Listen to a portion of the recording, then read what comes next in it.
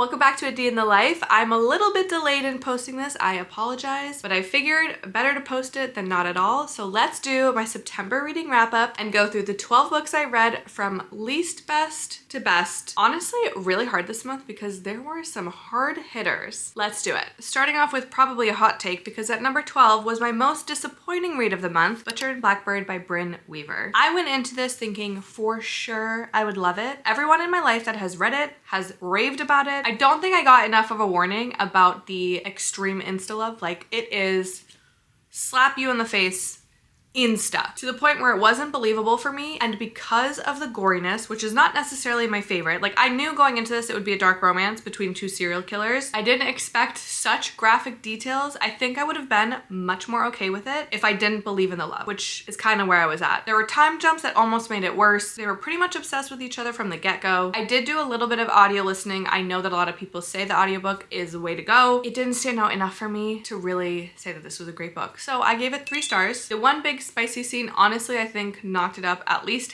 half a star rating. I will probably read the second book because I've heard that that one is more enemies-ish to lovers, which is really my cup of tea, especially for a dark romance. So we will continue and hopefully I will like it more. I did for the most part like her writing. I just didn't like the characters' romance, like at all. Coming in at number 11, another book that disappointed me, Pictures of You by Emma Gray. This is a romance suspense, although I think it does teeter more suspense than romance. It's about a woman who gets into a car accident with her husband. Her husband doesn't make it. She wakes up with amnesia. No one that she remembers in her life is talking to her, so she's very confused. That's all you should know going into it. I didn't hate this by any means. I did really like the plot. The execution just wasn't great. I ended up giving it a generous 3.5 stars. There were a lot of twists that felt unnecessary. There were a lot of unanswered questions. The audiobook again was pretty good for this too, but I wanted this to be so much better than it was. Exiles by Coile, I think that's how you pronounce it, coming in at number 10. This is a very short, fast-paced, a little bit gory science fiction, thriller, horror, all of the above. If you like those genres, I do think this is a worthwhile read because of how short it is. It's right around 200 pages. It's obviously a very small book. Comparatively, you can tell that this is gonna be shorter. This is about a space crew who ends up on Mars to investigate something that's been happening to their base. Honestly, thinking back, I don't really remember the plot. I do think you should go into it blind. Like I said, if you like those genres, I wouldn't say this is necessarily a bad read. I ended up giving it 3.5 stars as well. I just was like kind of confused the whole time. They never really explain exactly why there is a mission even happening on Mars, but if this is a novella, I guess that makes sense to not have the full background. I don't know. It doesn't stand out for me, but not a waste of time. But I had better reads this month. Coming in at number 9 is A 10-Year Affair by Erin. I was lucky enough to get an arc of this. It comes out October 21st. I'm just gonna say this to start. If you do not like reading about affairs or cheating, do not pick this up. That is the entire premise, as evidenced by the title, but like truly the entire thing. This is about a woman with basically 2 alternate timelines. In one timeline, she ends up having an affair with a man she meets at a parenting class, and in the other timeline, she doesn't. But in both timelines, the 2 families are very intertwined. They live in this small suburban town in upstate New York. This book takes place pre, during, and post-COVID over 10 years. I actually found that part of it fascinating. I feel like that might be triggering for a lot of people, but for me, it was almost therapeutic. It felt like watching maybe like YouTube daily vlogs from these families that are a little bit chaotic, but relatively normal. And the only thing that's weird is the stuff that's happening behind the scenes. I think if you like the humor in sandwich, so dry, witty, sarcastic humor, you might enjoy this. Most of the characters are unlikable. I gave this 3.5 stars. Did really like it. The one thing about this book is even though it's under 300 pages, it did take me a while to read. The language was a little bit harder to get through, and I wish it had been a little bit more fast-paced because I think I would have liked it a lot more if it was. Coming in at number 8 is Too Old for This by Samantha Downing. This was the Everything Shelf book club pick for September. If you are not part of our Fable book club, the link is in the little description if you want to join. We're reading A Witch's Guide to Magical Innkeeping in October. I haven't started it yet, but I'm gonna start it today. This one I'm giving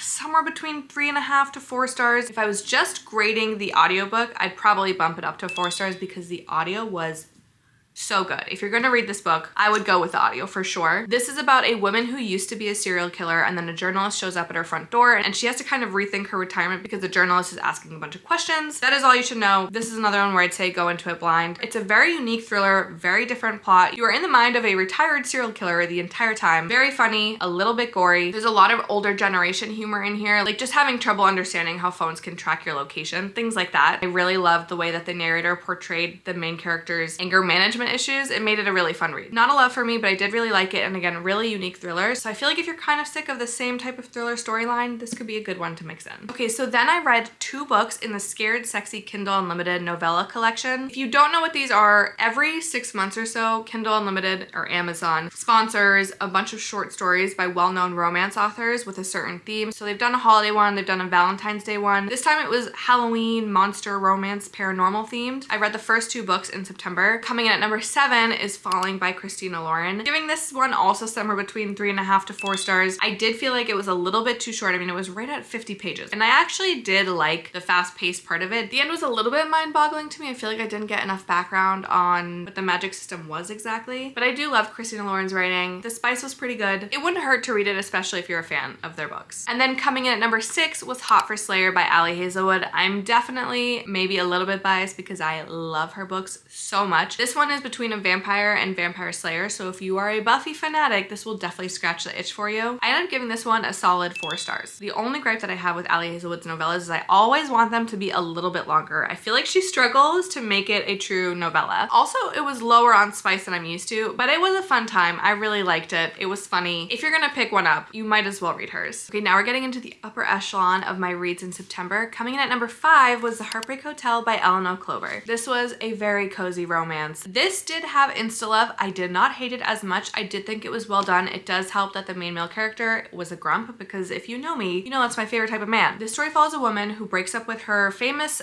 boyfriend. He's like a famous singer, and she can no longer afford to live in her beautiful house in Colorado, so she convinces her landlord to allow her to run it as a B&B, and I think he gets all the benefits and she just gets to live there. Unbeknownst to her, her landlord is a hot hunk of a man. If you are a fan of Abby Jimenez, that was the type of book that this really felt like. A lot of heartfelt undertones, serious things that both of these characters are dealing with in their past. It all kind of comes together. There's a little bit of a fun twist in the middle here, which you don't always see in romance books, and I legitimately gasped out loud. This was cute, solid 4-star read. Not one of my all-time favorite romances, but I think that anyone will generally have a good time with it. Coming in at number 4 is The Four Winds by Kristin Hannah. And if that wasn't enough number 4s for you, I gave it 4 stars. I think it's impossible for me to give Kristin Hannah lower than that. Her writing is just so beautiful, keeps you enthralled, you learn a lot. There's always a little bit of romance sewn in there, which I personally love in historical fiction so much. I think you can go into this one pretty blind. It's set during the Great Depression and the Dust Bowl. Follows Elsa, who decides to move to the West Coast to take care of her family. This was depressing. I did learn a lot, I gotta say. We must have gone over this in school, but I don't remember any of it. I wish the ending had been different for once. I'm not gonna say why, but I feel like normally with Kristin Hannah's books, they're a little bit like wrapped with a bow. Anyways, thoroughly enjoyed it. Audiobook, again, phenomenal. It's Julia Whelan. Obviously, it's gonna be great. If you're a Kristin Hannah fan, I absolutely recommend. If you haven't read any of her books yet, I probably wouldn't start with this one. I would start with The Woman, The Nightingale, or The Great Alone. Those are my top 3, and I do like those more than this one. Now we've got our top 3 books left. I loved all 3 of these so much. It's kind of hard for me to rank them, and I think the rankings differ depending on the day, but I do think all 3 are going to be living in my head rent-free for a long time. As of today, number 3 goes to Aftertaste by Daria Lavelle. This is another book with such a unique plot. I can't think of anyone that wouldn't really enjoy it. The genre is a little bit inconclusive. I'd say it's genre bendy. There are paranormal elements to it, romance elements to it, and maybe very light horror. This follows a man who can speak to ghosts by cooking a meal that really resonates with them. It might be one of their favorites or something that they connect to. That is all you should know going into it. I gave this 4.5 stars. There's really great immigrant representation in it. It's set in New York, and if you like the bear or culinary behind the scenes, you'll really like this one. We've got 2 left, and the runner-up at number 2 is Play Nice by Rachel Harrison. Guys, I devoured this book. Another 4.5 stars. This was scary, I'm not gonna lie. At least for me, I don't know what your scare threshold is. It's probably higher than mine. I do think Rachel Harrison's writing is perfect for if you're trying to dabble into horror or you like a little bit of romance thrown in there. Like all of her writing, this is witty, fun, original. This follows a girl who ends up going back to her childhood home that she shared with her mother for a few years after her mother passes away and leaves her the house. She's an influencer, so she's going to try to flip the house for content, and there are rumors that the house is haunted. Could not put this down, except for I had to put it down before I went to bed and watch like a sitcom because it scared the living shit out of me, but I really loved it. It's also fast-paced, great on audio. I had a great time with it. And coming in at number 1 is The Dead Romantics by Ashley Poston. When I originally read it, I gave it 4.5 stars. When I finished it, I almost cried because I was sad it was over and I wanted to immediately reread it, and I am not a rereader. After thinking about it for a while, some of the little things that irked me just weren't worth not giving this a full 5 stars, so at this point in time, it's a 5-star book. I didn't love the female main character at times. I felt like she was a little bit annoying, and I also did not need that much description about embalming bodies or just the way that funeral homes work. However, everything else just outweighed that. So wholesome, so cozy, such a feel-good romance. This is about a writer who is having trouble with her next book and her editor is giving her a hard time. That's all I'm gonna tell you. Go into this blind for sure. If you have ever watched Just Like Heaven, read this and then rewatch the movie. If you haven't watched it, read this and then watch that movie too. It's just gonna get you in such a good paranormal romance mood for the full day. Ugh, I love this book so much. This is definitely my favorite Ashley Poston so far. I've read 3 of her books. I still have to read Sounds Like Love, but I'm excited to see what else she ends up writing. All right, that's all she read. That is all for the September reading wrap up. I hope you enjoyed. I'm going to try to fit in some more vlogging in the upcoming weeks, so stay tuned for that. And as always, thanks for hanging, and hopefully I'll see you next time. Bye.